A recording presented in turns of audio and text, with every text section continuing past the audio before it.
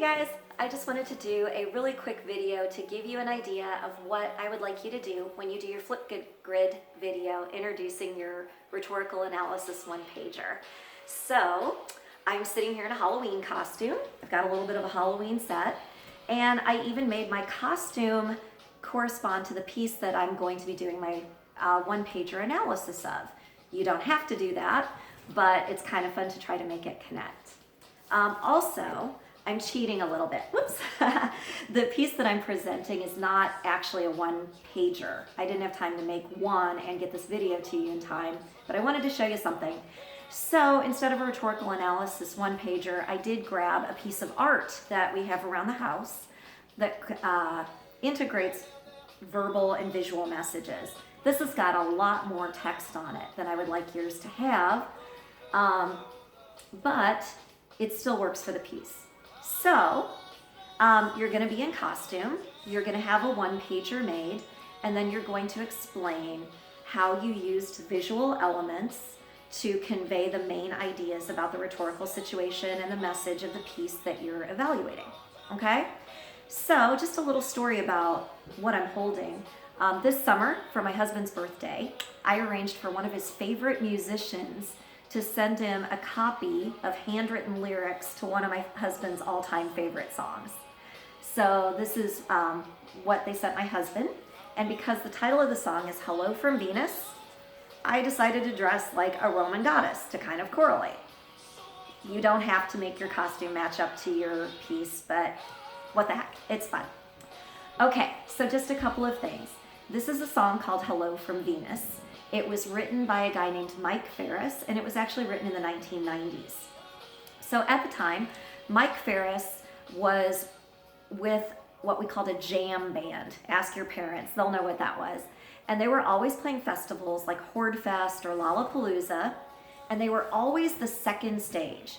They never broke through to be the headliners. They were always just this far from getting out of the limelight. So Mike Ferris at the time was working really, really hard. He was having what would be considered success by most people, but he was always frustrated because he wasn't quite reaching the top where he thought he should be. So at the time he wrote this song, he was lonely. He'd been out on the road for a long time. He had been trying to contact his family and his friends. Well, he came from a very, very tiny town outside of Nashville, Tennessee. And so there was such a disconnect between him, who had now traveled the world, and his friends, who had stayed back home.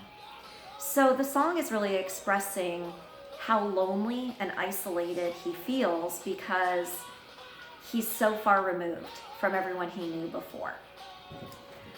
In the song, he's actually talking about calling. So he says that he made a call to his old friends back home.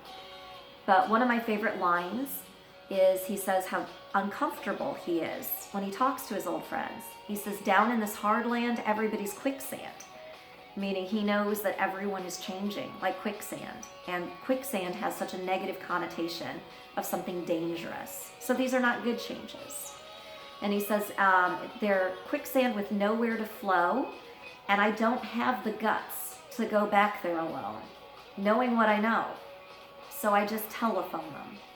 And then he says, hello from Venus.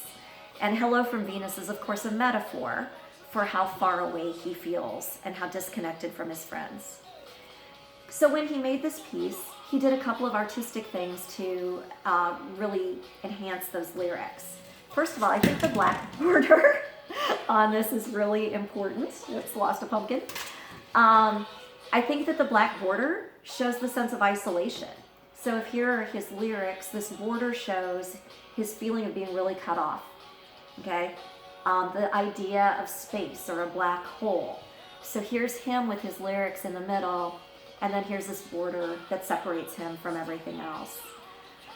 With the idea of Venus, you'll also notice that in the border he's made little stars, and he's made little sun type of figures up here to emphasize the idea of outer space, distance. He's showing that there's kind of light in the darkness. The song is not entirely pessimistic, and I think that this goes with it. And one of the parts of Mike Ferris's story was that after he quit the jam band, he became a Christian artist, So I don't think that this cross-like figure here is accidental. I think it's showing his connection to that world as well. And then within the light part, he also interspersed it with little tiny figures that look like planets and stars. And again, I think that that's just emphasizing the idea of outer space and distance. Okay? So that's what you need to do. Be in costume, show me your one-pager, explain the rhetorical situation, and explain how you interpreted them symbolically. Yours does not have to be this long. Your costume does not have to be this elaborate. And I am not grading you on this on artistic ability, film quality, or anything else. This is just for the experience so that you can get the practice making the one-pagers and the practice making the videos, and then we're gonna practice giving each other feedback.